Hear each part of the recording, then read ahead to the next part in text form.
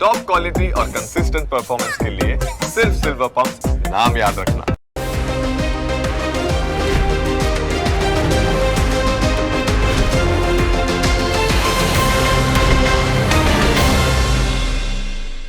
Presented by trade bulls. अब trading सबके बस की बात है।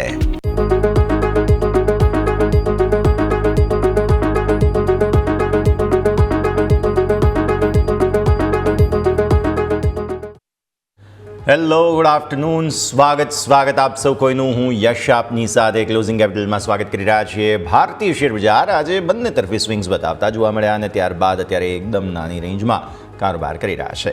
ત્યારે દિવસભરના એક્શનને સમજીશું, પણ શરૂઆત હેડલાઇન્સની સાથે કરીશું. દિવસના તળિયેથી બજારમાં આવી રિકવરી. નિફ્ટી 25,100 ઉપર પહોંચ્યા બાદ થોડી રેન્જમાં કરી રોજ કારોબાર. સેન્સેક્સ પણ 82,000 ઉપર પહોંચ્યા બાદ આવ્યું દબાણ. આઈટી શેરે આપ્યો બજારને સપોર્ટ. બેંક નિફ્ટી દિવસના તળિયેથી 300 પોઈન્ટ સુધર્યો. સામાન્ય ઘટાડા સાથે 56,200 ઉપર કારોબાર. એવું સ્મોલ ફાઇનાન્સ બેંક, ફેડરલ અને આઈડીએફસી ફર્સ્ટને છોડતા અન્ય તમામ સ્ટોકમાં મંદી.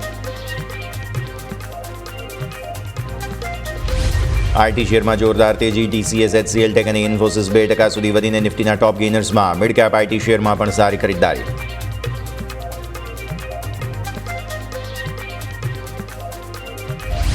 મજબૂત બિઝનેસ અપડેટને કારણે ટાઇટન 4%થી વધુની તેજી પર. સારી તેજી સાથે ટાઇટન નિફ્ટીનો ટોપ ગેઇનર.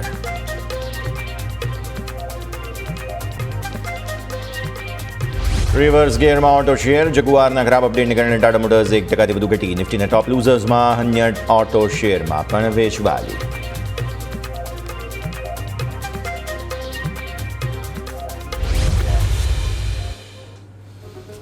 આવો જરા નજર કરીએ ભારતીય માર્કેટના સંકેત પર. અત્યારે જુઓ, દિવસની શરૂઆત તમે કરી, એક મજબૂતીના સંકેત બતાવવાની કોશિશ કરી, પછી સફળતા એવી કંઈ ખાસ મળી નહીં.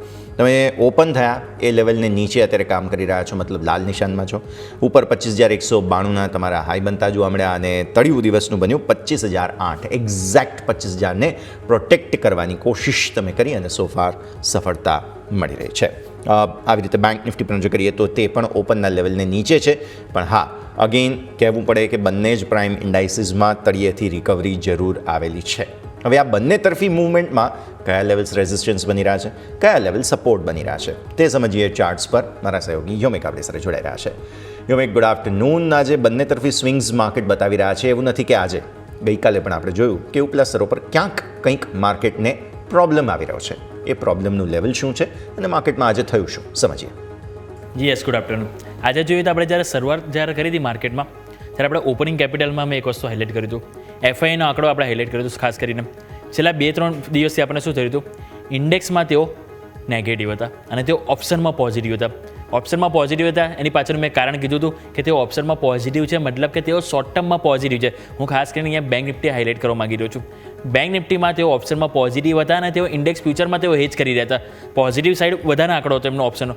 પરંતુ જે ગઈકાલે જે આંકડો આવ્યો એમાં તમે જો કેશમાં એફઆઈની ખરીદારી હતી, સાથે તમે નજર કરો તો એમનું જે ઓવરઓલ જે ઇન્ડેક્સ ફ્યુચર્સ પણ તેઓ શોર્ટ કવર કર્યા હતા. પરંતુ ખાસ કરીને એમાં તમે જે બેંક નિફ્ટી જો તમે હાઇલાઇટ કર્યો ને, તો બેંક નિફ્ટીમાં તેઓ ઓપ્શન આ ફેરી ગઈકાલે ખાસ કરીને તો ખરીદવાની જગ્યાએ વેચીને ગયા હતા મામૂલી. એટલા કારણે મેં તમને કીધું કે આજે ખાસ કરીને આપણને બેન્કિંગ અને ફાઇનાન્સ સ્ટોક છે જે થોડુંક માર્કેટમાં દબાણ બનાવી શકે છે. અને એક્ઝેક્ટલી તમે નજર કરો તો આજે માર્કેટમાં દબાણ બનાવનારું કોઈ સેક્ટર હોય તે છે બેંક નિફ્ટી, કે જ્યાં આપણને દબાણ જોવા મળ્યું હતું. એટલે સવારે આપણે જે રીતે વાત કરી એ પ્રમાણે આપણને બેંક નિફ્ટીમાં મુવમેન્ટ જોવા મળી છે.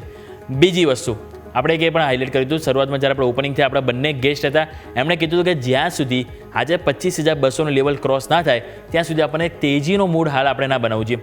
આ જ રીતે આપણને અપડાઉન જોવા મળી શકે છે, એમ રીતે આપણને એ પણ જોવા મળી છે. તો હવે ચાર્ટ ઉપર સમજીએ કે આપણે જે રીતે વાત કરી હતી એ વાત સૌથી પહેલાં આપણે હાઇલાઇટ કર્યું હતું 25,080નું લેવલ. સવારે આપણે જ્યારે ઓપનિંગ થયું ત્યારે તમે જો પહેલાં ઘટાડો આવ્યો હતો, રાઈટ, અને ઘટાડા બાદ તમે નજર કરો, એક કામ કરો, પહેલાં આપણે 15 મિનિટ ચાર્ટ લઈને આવો. 15 મિનિટના ચાર્ટ બાદ આપણે અહીંથી ડેઇલી ચાર્ટ સમજવાનો પ્રયત્ન કરીશું. 15 મિનિટના ચાર્ટ ઉપર તમે નજર કરો તો જ્યારે શરૂઆતમાં જ્યારે ઓપનિંગ થયું તમારું, ઓપનિંગ બાદ આ તેજી આજે ઘટાડો આવ્યો હતો. ઘટાડામાં પહેલાં લેવલ આવ્યા હતા 25,080 આજુબાજુ. આના ઉપર આપણે જે હાઈ બનાવ્યો હતો એ હતો 25,100 ને આજનો જે હાઈ જોઈએ તો 25,192. આ શરૂઆતની અડધો કલાકની મૂવમેન્ટ હતી. ત્યારે મેં પણ અગાઉ કીધું હતું, આપણા બંને એક્સપર્ટે પણ કીધું હતું આપણને, ઉપરની તરફ જ્યાં સુધી 25,200 ક્લિયર ના થાય આજના દિવસ માટે આપણે તેજીનો વ્યૂ નહીં બનાવીએ. અને નીચે આપણે વધારે કમજોરી ક્યારે જોવા મળશે, જ્યારે 25,080નું લેવલ જેવું ક્રોસ થશે આપણને વધારે પેઇન જોવા મળી શકે. અને આજે તમે જો જેવું 25,080 ક્રોસ થયું નીચે ડાઉન સાઈડ અને તમને નીચે 25,008 આ લેવલ આપણને જોવા મળી રહ્યા. સવારે આપણે 2 લેવલ વાત કરી હતી. પહેલો આપણે લેવલ વાત કરી હતી કે ગઈકાલનો જે લો 25,080 એ બ્રેક થશે તો પેઇન આવી શકે. ક્યાં સુધી? આપણે 25,000 લેવલની વાત કરી હતી, કારણ કે 25,000 ઉપર પુટ રાઇટર્સ હતા અને એક્ઝેક્ટલી તમે જો 25,000થી જ તમે સપોર્ટ લીધો. હવે તમે અત્યારે હાલ 25,055 ઉપર છો, એટલે નો ડાઉટ ઉપલા સ્તરથી દબાણ આવવાના પ્રયત્નો તો જોવા મળી રહ્યા છે. હવે આજનું ક્લોઝિંગ મહત્વનું છે કે 25,000ની ઉપર આવે છે કે નહીં. એટલે આજના દિવસોમાં આપણે જે રીતે એક્સપેક્ટેશન રાખી હતી એ આપણને જોવા મળ્યું છે. પરંતુ હવે આવતીકાલે શું, તેના માટે આવો પોઝિશનલ ચાર્ટ એટલે કે ડેઇલી ચાર્ટ સમજવાનો પ્રયત્ન કરીએ. ડેઇલી ચાર્ટ તમે અહીંથી લઈને આવો. ડેઇલી ચાર્ટમાં તમે જુઓ તો અહીંયા તમને જે વ્યૂ જે જોવા મળી રહ્યો છે હાલ 1 2 3 4 કેન્ડલ છે કે જે પોઝિટિવ આપણને જોવા મળી રહી હતી, રાઈટ. હવે જો આજે આપણું ક્લોઝિંગ 25,080 એની ઉપર ક્લોઝ ના થયું તો આપણને આજે 4 પોઝિટિવ કેન્ડલ છે, એના બાદ આજે આપણને નેગેટિવ કેન્ડલ બનતી જોવા મળી શકે. એક ઓલરેડી આપણે જે ફોર્મેશન હતું 1 વે તેજીનો હું કોન્ફિડન્સ બતાવતો હતો એવા આજે એટલો બધો નહીં બતાવું. શા માટે નહીં બતાવું? કારણ કે આજે છેલ્લા 4 ટ્રેડિંગ સેશનથી તમે જો તો 1 2 3 અને 4 ટ્રેડિંગ સેશનથી આપણને હાયર હાઈ બની રહેતા અને લોઅર લો બની રહેતા. પરંતુ આજે તમે જો તો ગઈકાલનો હાઈ તમે બ્રેક નથી કર્યો અને ઇવન આજે ગઈકાલનો લો તમે બ્રેક કરી દીધો છે. મતલબ ક્યાંક ને ક્યાંક ઉપલા સ્તરથી આજે દબાણ આપણને જોવા મળી રહ્યું છે. આ આપણને ચાર્ટ સેટઅપ જે હાલ જોવા મળી રહ્યું છે. હવે લેવલ કયા ધ્યાન પર રાખીશું? લેવલ આપણે સૌથી પહેલાં 25,220 આજનો હાઈ નહીં પરંતુ ગઈકાલનો જ હાઈ લઈશ. શા માટે? આજે પછી 192 છે, 25,200 એક રેઝિસ્ટન્સ છે જે ગઈકાલે પણ અહીં પર ટક્યું નહીં, આજે પણ ટક્યું નહીં. એટલા માટે ગઈકાલે જે 25,220થી માર્કેટ નીચે આવ્યું હતું ને એને જ આપણે સપોર્ટ અહીંયાથી રેઝિસ્ટન્સ તરીકે લઈશું. એને ક્રોસ કરશે, એની ઉપર ક્લોઝિંગ આપશે તો પછી અહીંયાથી ફરીથી આપણે પોઝિટિવ વ્યૂ બનાવીશું. એવું મતલબ એ પણ નથી કે હું નેગેટિવ બની ગયો છું. પોઝિટિવ વ્યૂ મીન્સ કે કોન્ફિડન્સ તેજીમાં જે આવું જોઈએ 25,220 ઉપર આવશે. એટલે પહેલો રેઝિસ્ટન્સ 25,220 અને એના બાદ તમારે આવવું જોઈએ 25,260. આ 25,260 તમારું લેવલ એ આ જોવા મળી રહ્યું છે. તમે નજર કરો તો તમને આજે લેવલ જે છે આ એક વખતે તમારું અહીંયા ક્લોઝિંગ, અહીંયા બીજી વખત આ તમે જો મલ્ટિપલ ટાઈમ્સ તમને ત્યાંથી જ રિજેક્શન આવતું હતું અને અહીંયા જેવું ઉપર ગયું તો તમે જો સારી એવી તેજી જોવા મળી હતી. એટલા માટે 25,220 25,260 આ એક રેન્જ છે જેની ઉપર માર્કેટ ટકવું જરૂરી છે. વાત થઈ ગઈ ઉપરના લેવલ રેઝિસ્ટન્સ અવરોધની. નીચેની તરફ સપોર્ટ સિમ્પલ છે. આજનો લો પકડી લો પહેલાં તો 25,008 આજનો લો જેવો આપણે અહીંથી જો બ્રેક આવતીકાલે થાય છે તો સ્વાભાવિક છે કે વધારે પેઇન જોવા મળી શકે છે. અને નીચેની તરફ તમારી જે 10 એક્સપોનેન્શિયલ મૂવિંગ એવરેજ છે 24,980 એટલે 25,008 24,980 તમે જો અહીંયા પણ 20-30 અંકની રેન્જ છે, નીચે 20-30 અંકની રેન્જ જે છે જે મહત્વનો સપોર્ટ છે. ઉપર આપણને જે 40 અંકની રેન્જ છે 25,220થી 25,260 આ એક રેઝિસ્ટન્સ તરીકે આપણે હાલ એઝ ઓફ નાવ ફોકસ કરીશું. ક્લિયર? આવો અહીંથી નજર કરી આવો. એક વખત ફરીથી 15 મિનિટ ઉપર આવી આવો. 15 મિનિટ તમે નજર કરો તો ત્યાં આપણને સારી એવી તેજી જોવા મળી હતી. પરંતુ અહીંયાથી આપણે શું થયું હતું, હું ઓક્ટોબર મહિનાથી વારંવાર કહી રહ્યો હતો શરૂઆતથી 10 EM આવે અને આપણને બાઉન્સ બેક જોવા મળતું. નજર કરો 10 EM આવું બાઉન્સ બેક જોવા મળતું.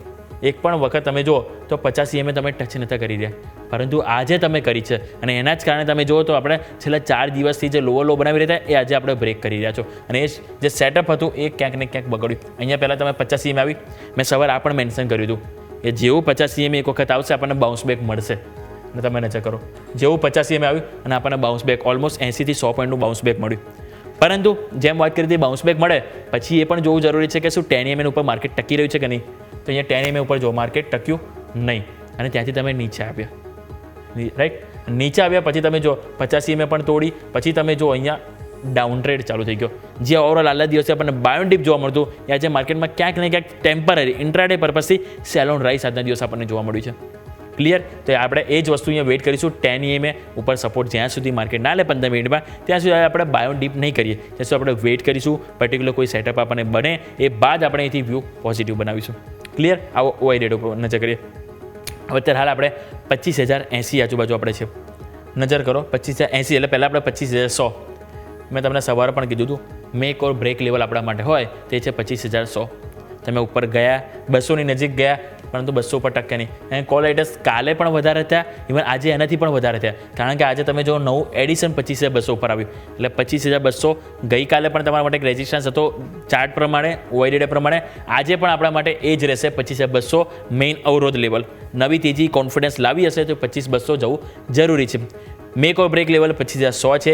આજનું ક્લોઝિંગ ક્યાં આવે છે એ મહત્વનું છે અને નીચે તમારા માટે જે સપોર્ટ છે 25,000 ઉપર છે. આજના દિવસે નવું એડિશન પણ તમે જુઓ કોલ રાઇટર્સ કરતાં પુટ રાઇટર્સમાં જો વધારે આવ્યું હોય તે આપણને 25,050 અને 25,000 ઉપર આપણને આવ્યું છે. એટલા માટે જ 25,100 હજુ પણ એ જ મેક ઓર બ્રેક લેવલ. 25,000નું લેવલ છે તમારા માટે જે છે એને એક સપોર્ટ તરીકે અને એક રેઝિસ્ટન્સ તરીકે આપણને 25,200 લેવલ.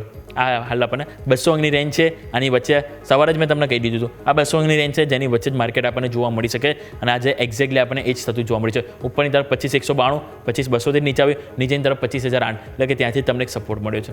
ક્લિયર? એટલે આ 200 અંકની રેન્જ આજે જોવા મળી છે. આવતીકાલે પણ આપણે આ જ ફોલો કરીશું. આવો બેંક નિફ્ટી ઉપર નજર કરીએ. બેંક નિફ્ટી આટલા દિવસથી એકદમ ફૂલ કોન્ફિડન્સમાં હતું. આજે તમે જો કોન્ફિડન્સ ત્યાં થોડોક વધારે ડલ થયો કમ્પેર ટુ અધર સેક્ટર અને કમ્પેર ટુ અધર ઇન્ડેક્સ. હવે તમે નજર કરો, અહીંયા પણ તમે જે ઓપનિંગ આંકડો તમારો હતો 56,098, અત્યારે તમે કામ કરી છો 56,070. એટલે બિલકુલ અત્યારે તમે ડેઇલી કેન્ડલમાં જોશો ને તો અહીં તો પ્લસ સાઇન એટલે કે ડોઝી કેન્ડલ આપણને જોવા મળશે. હવે આગળ શું? અહીંયા પણ સેમ એ જ નિફ્ટીની જેમ ગઈકાલનો હાઈ, આજે ગઈકાલનો જે તમારો હાઈ હતો 56,502 એ તમારો પહેલો રેઝિસ્ટન્સ રહેશે. એને ઉપર તમે જાઓ એ બાદ જ વ્યૂ પોઝિટિવ બનાવીશું. બીજું 56,695, કારણ કે અહીંયાથી તમે ઘટવાની શરૂઆત કરી હતી, રાઈટ? આ તમે મલ્ટિપલ ટાઈમ સપોર્ટ લીધો હતો, પછી જે એવા સપોર્ટ તમારો બ્રેક થયો અને તમને આ ઘટાડો જોવા મળે છે. હવે જ્યારે તમે એ ડબલ બોટમ બનાવી રિકવરી આપી રહ્યા છો તો પહેલાં આ લેવલ છે કે જે એક વખત આપણને જોવા મળી શકે છે. ક્લિયર? એટલે પહેલાં 56,502 ગઈકાલનો હાઈ ક્રોસ થવો જરૂરી છે. આ ગઈકાલનો હાઈ ક્રોસ થવો જરૂરી છે અને એના બાદ આપણે આ લેવલ ફોકસ કરીશું 56,695 લેવલ કે જે આપણા સૌકોની ફોકસ હોય છે. આ વાત થઈ ગઈ રેઝિસ્ટન્સની. નીચે સપોર્ટ શું? કારણ કે આજે દબાણ આવ્યું છે, શું ખબર આવતીકાલે પણ દબાણ આવે અને આવતીકાલે જો દબાણ આવે તો કયું લેવલ છે કે જેને સપોર્ટ તરીકે ફોકસ કરીશું. તો આમાં પણ સેમ એ જ વસ્તુ આજનો લો પહેલાં પકડીશું આપણે અને તમારા માટે જે છે 55,821. 55,821 આવતીકાલે આપણે ફોકસ કરીશું. જો આ બ્રેક કરે છે બરાબર આવતીકાલે તો સતત બીજો દિવસ હશે કે લોઅર લો બનતું જોવા મળશે. એટલા માટે 55,821 અને એના બાદ તમારી જે ફોકસ હોવું છે 10 ડે એક્સપોનેન્શિયલ મૂવિંગ એવરેજ જે તમારા માટે જોવા મળી રહી છે એ છે 55,570. જો આવતીકાલે આજનો લો બ્રેક થશે તો ચાન્સીસ રહેશે 10 EMA આવશે, કારણ કે આ ગેપ અપ આપણે જે ઓપનિંગ થયા હતા જે ગેપ છોડીને આપણે ઉપર ગયા છીએ એ ગેપ એક વખત માર્કેટ પૂરો કરવા આવશે અને પછી 10 EMA જેવું ટચ થાય અને ત્યાંથી પછી સપોર્ટ લઈને યુટર્ન ફરીથી આપણને તેજી આવે એ ચાન્સીસ આપણને અહીંથી જોવા એઝ ઓફ નાઉ તો જોવા મળી રહ્યા છે. તો આ વાત થઈ ગઈ આપણે ડેઇલી ચાર્ટ. હવે આવો નજર કરીએ 15 મિનિટ. સેમ વે નિફ્ટીની જેમ તમે અહીંયા જોશો તો અહીંયા પણ આપણને એ જ રીતે આપણને વેચવાલી જોવા મળી રહી હતી. નજર કરો, અહીંથી તમને સારી એવી તેજી હતી, પરંતુ આજે શું થયું તમે જો ઇવન નિફ્ટીમાં તો એટેમ્પ પણ આપણને જોવા મળ્યો. નિફ્ટીમાં શું થયું આમ કેમ તેજી આવીને પછી અત્યારે તમે ડાઉન સાઈડ આવે છે અને અત્યારે ફરીથી તમે જો તો ફરીથી એટેમ્પ કરી રહ્યું છે તેજી માટેનું. પરંતુ બેંક નિફ્ટી તમે જો ઓપનિંગથી જ આપણને મૂડ ખરાબ જોવા મળી રહ્યો હતો. આ તેજી એક વખત તમને જોવા મળી પરંતુ એમાં પણ કોન્ફિડન્સ નથી. એટલે આપણે સિમ્પલ છે આ જે આપણને હાઈ જે ગઈકાલે બન્યો હતો 55,502 આજુબાજુ એ હાઈ ક્રોસ થવું જરૂરી છે. એ હાઈ ક્રોસ થાય એ બાદ આપણે વ્યૂ પોઝિટિવ બનાવીશું. અન્ટિલ આપણે આ ગેપ છે એ ગેપ છે એક વખત માર્કેટમાં પૂરો થતો જોવા મળી શકે છે અને ગેપ સ્વાભાવિક છે કે એટલો બધો દૂર નથી, માત્ર 250 થી 300 પોઈન્ટની દૂરી છે. એટલે ચાન્સીસ છે કે એક વખત આપણને ગેપ અહીંયાથી પૂરો બેંક નિફ્ટી કરતો જોવા મળી શકે છે. ઓઆઈ ડેટા લઈને આવો.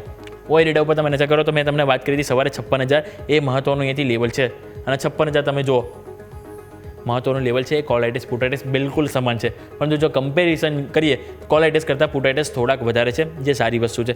એ જ કારણે આપણે અત્યારે હાલ થોડોક સપોર્ટ આપણને ત્યાં મળતો જોવા મળી રહ્યો છે. નીચેની તરફ 55,500 તો આપણા માટે હતો જ, પરંતુ જે મેઇન જે 55,500 આ 56,500 આજનો હાઈ આપણે જોઈએ 56,300 એટલે કે આજે અહીંયાથી તમને અવરોધ આવ્યો છે. ગઈકાલે તમને અહીંયાથી અવરોધ આવ્યો હતો એટલે 56,300 56,500 આ બે રેન્જ હવે તમારા માટે બની ગઈ જેની ઉપર જવું જરૂરી છે. એ જશો તો પછી આપણે અહીંથી 57,000 તરફ એક રસ્તો ઓપન થતો જોવા મળી શકે છે. અન્ટિલ જો તમે 56,500 હવે તમે 2 થી 3 દિવસ લખી રાખો કે 2 થી 3 દિવસ તમે 56,500ની લેવલ તરફ નથી જતા તો પછી આ જે અહીંયાથી કોલ રાઇટર્સને જે કોન્ફિડન્સ જે છે ને એ ધીરે ધીરે આગળ પાસોન થશે અને પછી દબાણ આવશે અને એ દબાણમાં આપણે 56,000નું લેવલ પણ બ્રેક કરી શકે છે. એટલા માટે સિમ્પલ છે 56,500 જેને આપણે એટેમ્પ કરવું પડશે. એટેમ્પ કરીશું તો પછી આપણે અહીંથી વ્યૂ જે રીતે કોન્ફિડન્સ માર્કેટમાં જોવા મળ્યો તો બેંક નિફ્ટીમાં એ આગળ પણ આપણને યથાવત રહેશે.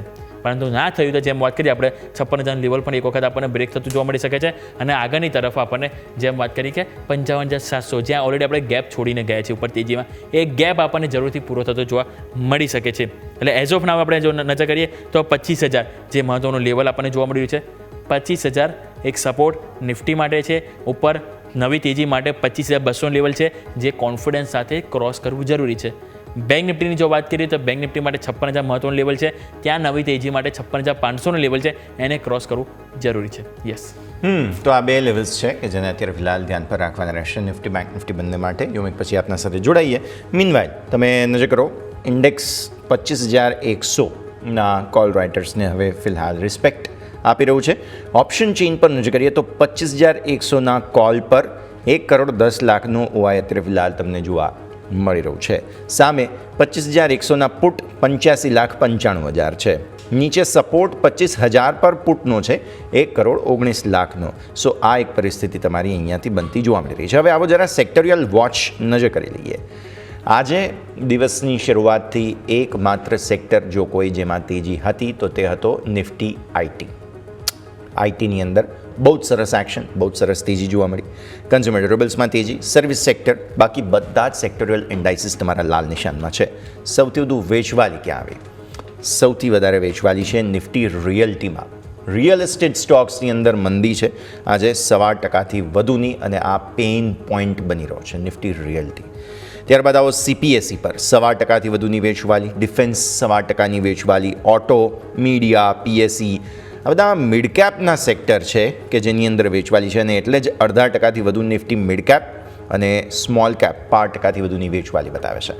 માર્કેટ એક્સપર્ટ જગદીશ ઠક્કર આપણી સાથે જોડાઈ રહ્યા છે. જગદીશજી, આપનું સ્વાગત, અને સૌથી પહેલાં તો ગુડ આફ્ટરનૂન સર, ગ્રીટિંગ્સ. હવે સમજવાની વાત એ છે કે ભારતીય માર્કેટ છે જ્યારે રેઝિલિયન્સ ગ્લોબલ બધી જ પ્રકારની ચેલેન્જીસ, ઇવન એફઆઈઆઈની વેચવાલીની ચેલેન્જને પણ આપણે પડકારનો સામનો કરી ચૂક્યા છીએ. ગ્લોબલ માર્કેટ્સ હજુ પણ એફઆઈઆઈઝને અન્ય જે ઇમર્જિંગ માર્કેટ્સ છે તે વધુ અટ્રેક્ટિવ લાગે છે, અને એટલે ભારતીય માર્કેટ્સમાં જોઈએ એવી ખરીદદારી નથી. ખરીદદારી છે, ડીઆઈએસ કરી રહ્યા છે, ડોમેસ્ટિક રિટેલર્સ કરી રહ્યા છે, પણ જે જોઈએ એવી ખરીદદારી નથી. મહિનો છે આ દિવાળીવાળો, એટલે આપણે હંમેશા એક્સપેક્ટેશન્સ રાખતા હોય કે સારા રિએક્શન, સારા રિટર્ન્સ મળે, કેમ કે છેલ્લા ઘણા મહિનાઓથી એવા નથી મળ્યા. તો થોડું સમજાવો સર, માર્કેટને કઈ સ્થિતિમાં તમે જોઈ રહ્યા છો અત્યારે ફિલહાલ? Good afternoon sir. Good afternoon Yash. છેલ્લા કેટલા દિવસથી આપણે જાણીએ છીએ કે માર્કેટ એક રેન્જબાઉન્ડ છે.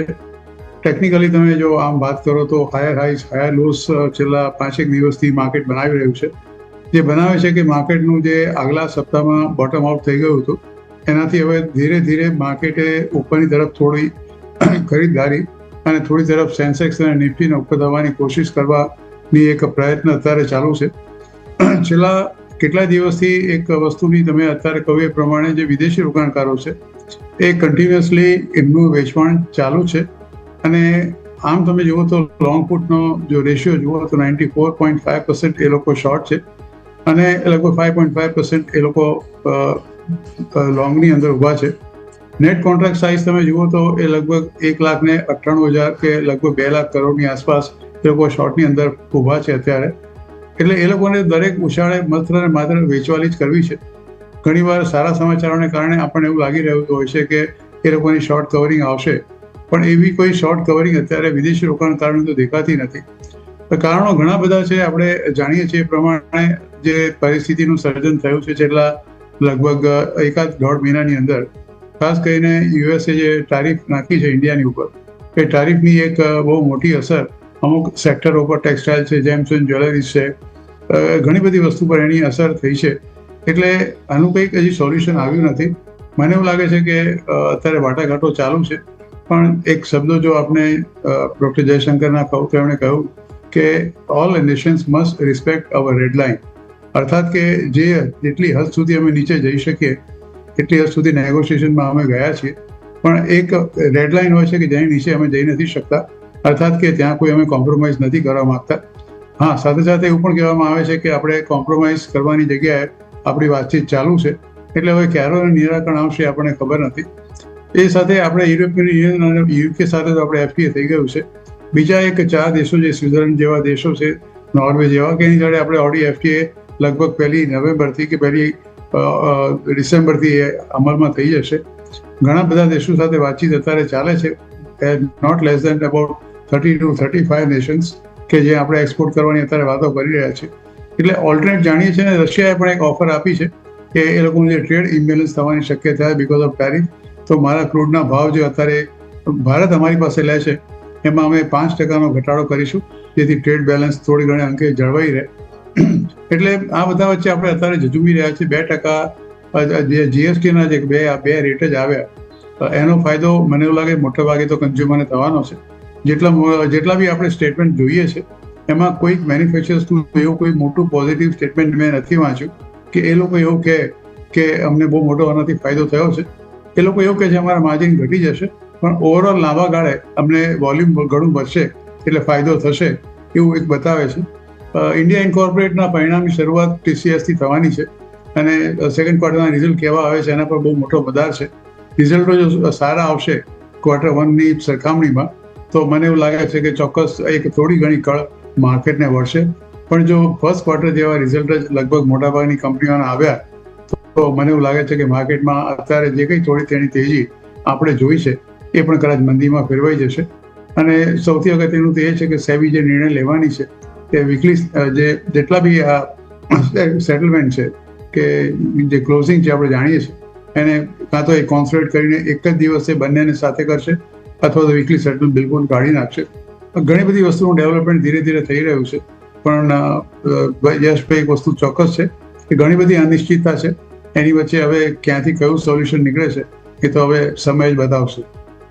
ઓકે, તો ઓવરઓલ આપણે વાત થઈ માર્કેટના સેન્ટિમેન્ટ ઉપર કે જે આપણા સૌ કોઈથી ફોકસ હોઈએ તો જેફ ઇન સૌથી વરુણ પટેલ પણ આપણી સાથે જોડાઈ ગયા છે. વરુણ સર, સૌથી પહેલાં તો ગુડ આફ્ટરનૂન. સારી એવી તેજીનો મૂડ ચાલી રહ્યો હતો પરંતુ સર આજે જુઓ તો ગઈકાલ બાદ આજે બીજો દિવસ છે કે જ્યાં આપણને ઉપલા સ્તરથી દબાણ આવતું જોવા મળ્યું છે. જે હાયર લો ફોર્મેશન બનતું હતું એ ક્યાંક ને ક્યાંક આજે આપણે જોઈએ તો આપણને લોઅર લો આજે બીજા દિવસ આપણને બનતું જોવા મળી રહ્યું છે. તો પરંતુ આને એક ટેમ્પરરી જોઈ જોઈએ કે ક્યાંક ને ક્યાંક અહીંયા વેઇટ એન્ડ વોચ કરવાનું એક સંકેત માર્કેટ આપી રહ્યું છે સર. સો સુરભિત, સૌથી પહેલાં તમને યશભાઈને અને તમારા વ્યુઅર્સને very good afternoon. So definitely જો આપણે જોઈએ તો મને એવું લાગી રહ્યું છે કે માર્કેટમાં રિઝલ્ટ સિઝન અનફોલ્ડ થયા પહેલાં જે આ રેલી આવી ગઈ એ મને એવું લાગે છે થોડી સરપ્રાઇઝિંગ હતી મારા માટે ઇટસેલ્ફ. અને જો તમે જે રીતે જુઓ એફઆઈ કન્ટિન્યુઅસલી સેલ કરી રહ્યા હતા. જસ્ટ કાલે એમને કેશમાં બાય કર્યું છે કદાચ 1100 કરોડ આજુબાજુના સ્ટોક, બટ અધરવાઇઝ એ રહ્યા કન્ટિન્યુઅસલી સેલ કરી રહ્યા હતા. કાલે પણ જો તમે F&O પોઝિશન જુઓ આફ્ટર નિફ્ટી વીકલી એક્સપાયરી તો નેટ ઇન્ડેક્સ કોલ એમને શોર્ટ કરેલા છે. So over the period of time હું એવું માનું છું કે જ્યાં સુધી એફઆઈ ટર્ન બુલિશ ના થાય ત્યાં સુધી કોઈ મોટી અને સસ્ટેનેબલ તેજી આવવાની શક્યતા ઘણી ઓછી છે. અને રિઝલ્ટ સિઝન આટલી નજીક છે, આવતા વીકમાં સારા એવા રિઝલ્ટ ડિક્લેર થવા લાગશે તો એને જોયા વગર માર્કેટ એના પર રિએક્ટ કરવાનું મારા હિસાબથી એ થોડું વેટ એન્ડ વોચ જ રહેવું જોઈએ.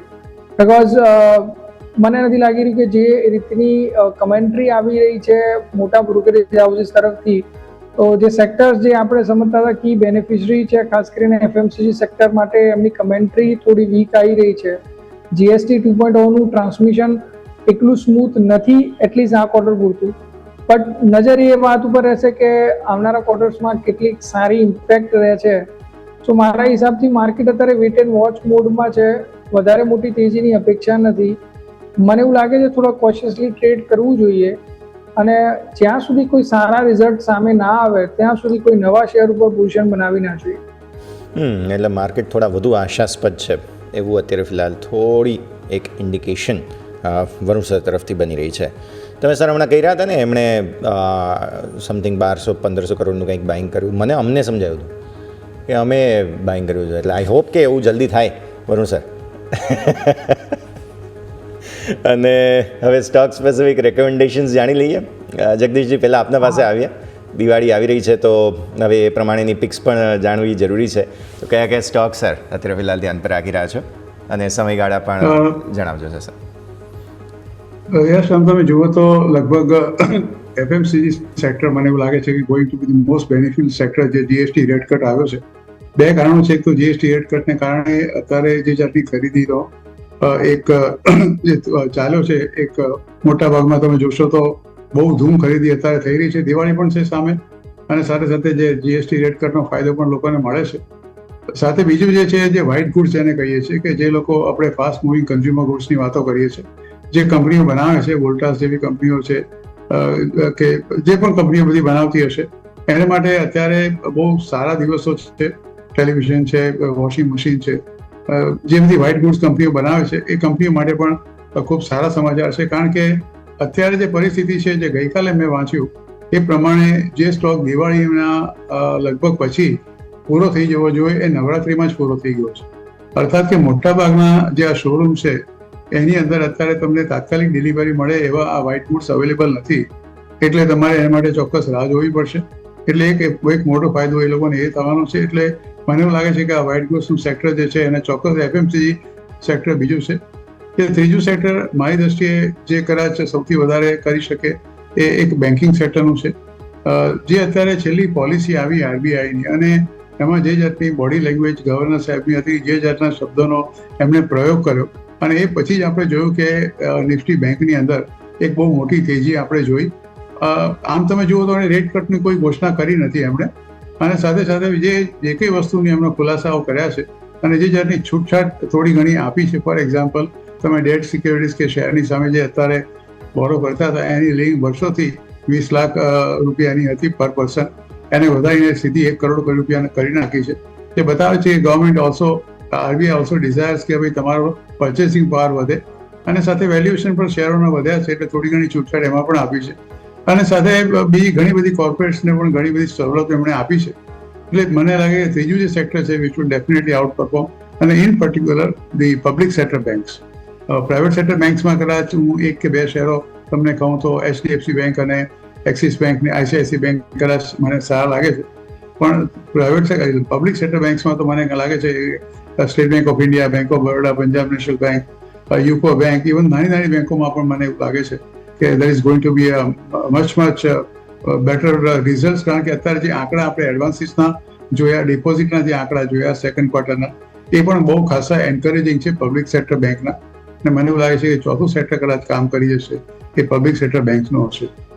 તો સર કોઈ ટાર્ગેટ સ્ટોપ લોસ, કોઈ રેકમેન્ડેશન લેવલ હોય તો એ પણ જણાવો જગદીશ સર.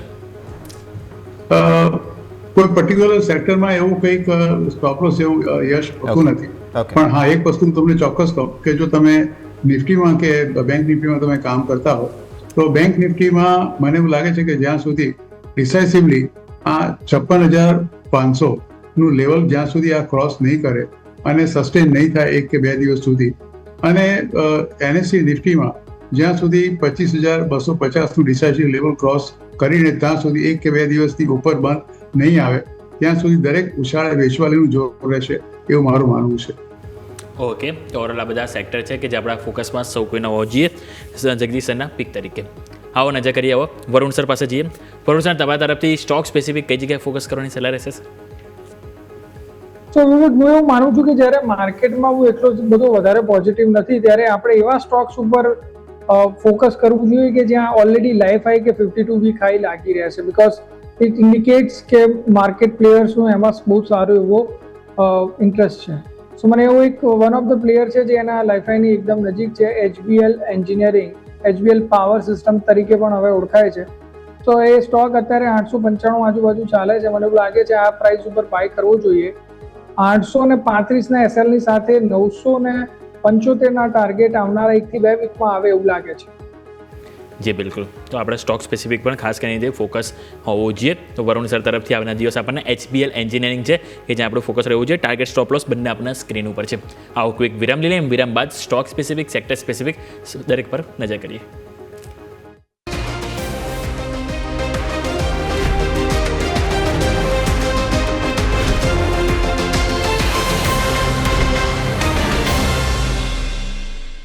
બ્રેક બાદ આપનું સ્વાગત છે. નજર કરો માર્કેટ ઉપર તો આપણને એ જ 25,050 કે જ્યાં અત્યારે હાલ નિફ્ટી જોવા મળી છે. બેંક નિફ્ટી તમે જો 56,000 લેવલ સાચવી રહ્યું છે, જે સારી વસ્તુ છે. તમે જો મહત્વનો સપોર્ટ છે બેંક નિફ્ટીનો, નો ડાઉટ ઘટાડો 2 દિવસથી થોડુંક આપણને ઉપલા સ્તરથી આવી રહ્યો છે, પરંતુ 56,000 એક મહત્વનું લેવલ છે જ્યાં પુટ રાઇટર્સ કન્સિસ્ટ કરી રહ્યા છે. એટલે એ લેવલ જોવાનું રહેશે કે આજે શું એની નીચે ક્લોઝિંગ નથી આવતું ને. નિફ્ટીમાં પણ એ જ રીતે 25,050 ભલે અત્યારે છે, પરંતુ 25,000 એક મહત્વનું લેવલ છે જ્યાં આપણા સૌ કોઈનું ફોકસ હોવું જોઈએ. આવો નજર કરીએ આપણે આઈટી સેક્ટર. જગદીશ સર, તમારી પાસે હું લઈને આવવા માંગીશ આઈટી સેક્ટર. ઓવરઓલ આવતીકાલથી શરૂઆત થવાની છે હવે રિઝલ્ટ સિઝન, એમાં પણ ખાસ કરીને TCS આવતીકાલે પરિણામ આવવાના છે. જો પાસ્ટ હિસ્ટ્રી સર આપણે જોઈએ તો TCSના જ્યારે પણ પરિણામ આવતા મોસ્ટલી તો આપણને ક્યાંક ને ક્યાંક ઘટાડો જોવા મળતો હોય છે. લાસ્ટ ક્વાર્ટર 1ના જ્યારે પરિણામ આવ્યા હતા ત્યારે આપણે જોઈએ તો આપણને પરિણામ બાદ 3.5% ઘટાડો જોવા મળ્યો હતો. જો લાસ્ટ આ ફેરી Q2ના પરિણામ આવશે, લાસ્ટ ફેરી Q2ના જ્યારે પરિણામ આવ્યા હતા 10 ઓક્ટોબરના રોજ, આ ફેરી 9 ઓક્ટોબરના રોજ આવવાના છે અને એ પરિણામ બાદ આપણે જોઈશું તો ત્યાં પણ આપણને 2% ઘટાડો જોવા મળ્યો હતો. તો સર આ ફેરી શું લાગે છે આ સિલસિલો હજુ પણ જોવા મળી શકે કે પછી આપણે રિવર્સ વિચારવું જોઈએ કે ઓલરેડી પરિણામ પહેલાં સ્ટોક ખાસો એવો ઘટી ગયો છે તો અહીંયા ક્યાંક ને ક્યાંક આપણે પોઝિટિવ વિચાર રાખવો જોઈએ સર? અત્યારે તમે જુઓ તો સેકન્ડ ક્વાર્ટરના રિઝલ્ટ આવવાના છે. આપણે IT ઇન્ડસ્ટ્રીઝ માટે એ લોકો મલ્ટિપલ હેડવિન્ડ્સની સામે એ લોકો અત્યારે ઝૂઝવી રહ્યા છે. જોબ કટ છે, sharp increase in H1B visa cost છે અને propose 25% outsourcing tax under the Trump administration અત્યારે ચાલી રહ્યું છે. રિસન્ટલી આપણે જાણીએ છીએ કે ટ્રમ્પ સાહેબે એક પ્રોક્લેમેશન કર્યું હતું કે H1B વિઝા પર $1 લાખ ફી એ આવશે, જે કરન્ટલી લગભગ $2,000 થી $5,000 વચ્ચે હતી, depending upon the employer size અને અધર ફેક્ટર્સ. બ્રોકરેજનો એક એસ્ટિમેટ છે કે જે TCSના ઓપરેટિંગ માર્જિન આવતીકાલે જે કદાચ જાહેર થશે એ ક્વાર્ટરલી કદાચ ફ્લેટ રહેશે around 24.5% or may be even decline by about 20 basis point sequentially. આમ તમે એનું કારણ તો એ લોકો સાઇટ એવું કરે છે કે વેજ રિવિઝન છે, હાયર ઇન્વેસ્ટમેન્ટ છે, રિસ્ટ્રક્ચરિંગ કોસ્ટ છે, લોઅર યુટિલાઇઝેશન છે. TCS પણ તમે જુઓ તો શરૂઆતમાં એણે કહ્યું હતું કે અમારું ઇન્ટ્રેક્શન જે છે એ dependence upon the US H1B visa, કારણ કે બિલો 50%ના નોર્થ અમેરિકન ઓપરેશન છે એ લોકોનું, અને જો આ એક જાતની ફી એ લોકોને મળે, ત્યાંની જે લોકો એમ્પ્લોયડ છે એની એવરેજ સેલરી જો તમે જુઓ તો એ $80,000 to $1,020 પર યર છે. એની સામે $1 લાખ કોઈ પણ કંપનીને આપવા એવું પોસાય એવું નથી. આ વખતે તો આ TCS એમની જે પોસ્ટ રિઝલ્ટ કોન્ફરન્સ છે એ પણ એક લોકોએ આ વખતે કેન્સલ કરી છે, કારણ કે coincide with death anniversary of Ratan Tata, એટલે એ પણ આપણને બહુ ખબર નહીં પડે કે એમાં શું છે અને શું નહીં. પણ જો એક વસ્તુ તમને એક મારું દ્રષ્ટિ તો મારું માનવું છે અંગત રીતે કે ફાર્માસ્યુટિકલ સેક્ટર કદાચ પરહેપ્સ મે આઉટ પરફોર્મ, FMCG સેક્ટર્સમાં મે બી સ્પેસિફિક કદાચ ગોદરેજ કન્ઝ્યુમર જેવા થોડા નેગેટિવ રિઝલ્ટ આવી શકે, પણ એ સિવાય that will also do better. Banking સેક્ટરમાં NBFC will definitely outperform, એમાં ખાસ કરીને બજાજ ફાઇનાન્સ છે, શ્રીરામ ફાઇનાન્સ છે, બજાજ ફિનસર્વ છે, આ બધા રિઝલ્ટ સારા આવી શકે એવા છે. અને ચોથું જે સેક્ટર છે એ મારી દ્રષ્ટિએ કેપિટલ ગુડ્સનું છે, Larsen and Toubro, ABB, BHEL જેવા, અને પાંચમું જે છે એ ડિફેન્સનું છે. એટલે આ 5 સેક્ટર એવા છે મને એવું લાગે માર્કેટ થોડું ઘણું બૂસ્ટ આપી શકશે for the second quarter of 2025-26. અલબત્ત એ તો રિઝલ્ટ જ્યારે આપણે આપશે ત્યારે જોઈશું, પણ અત્યારે એવું લાગે છે કે જે તારીફથી ઇમ્યુન છે, કે જેને તારીફની કંઈ બહુ મોટી આડઅસર નથી થવાની, એ બધા ક્ષેત્રોમાં તમને રિઝલ્ટ કદાચ સારા જોવા મળી શકે. ઓકે, સો આ છે નિફ્ટી IT કે જેને ધ્યાન પર રાખવાનું રહેશે. અમુક સ્ટોક સ્પેસિફિક ચર્ચા કરી લઈએ, જેમાં એક ડ્રીમ ફોક સર્વિસીસ ધ્યાન પર આવી રહ્યો છે. વનુસર નજર કરો, એમણે સ્ટ્રેટેજિક પાર્ટનરશિપ અનાઉન્સ કરી છે ફોરેક્સ અને ટ્રાવેલ પેમેન્ટ પ્લેટફોર્મ છે WSFX ગ્લોબલ પે, આમની સાથે સ્ટ્રેટેજિક પાર્ટનરશિપ કરી. સ્ટોક 5% અપર સર્કિટ પર હતો આજે, સો સારી તેજી જોવા મળેલી છે ડ્રીમ ફોક્સ સર્વિસીસ. તો યશભાઈ, એકચ્યુઅલમાં એનું જે બિઝનેસ મોડલ હતું, જે જૂનું બિઝનેસ મોડલ હતું, એ ઓલમોસ્ટ આપણે જો જોઈએ તો ડિસ્ટ્રોય થઈ ગયું છે. અદાણીની સામે કોમ્પિટિશનમાં અદાણી ઉતરાયણના પછી તમે જો ડ્રીમ ફોક્સમાં કન્ટિન્યુઅસલી આપણે જોયું તો બહુ જ વધારે પ્રાઇસ ઇરોઝન જોવા મળ્યું છે. જે સ્ટ્રક્ચર હવે બન્યું છે એ રીતે જોતા હું માનું છું કે ટેકનિકલ ચાર્ટ ઉપર હાલ કોન્ફિડન્સ ઓછો છે મને, બિકોઝ જો તમે જુઓ તો સ્ટ્રક્ચર એક ઇન્ડિકેશન કરી રહ્યું છે કે માર્કેટ સ્ટોક થોડો ઉપર આવવાનો પ્રયત્ન કરી રહ્યું છે, બટ હજી પણ EMA 2050 ની નીચે છે. EMA 20 અરાઉન્ડ 116 છે, 116 રૂપિયા આજુબાજુ છે.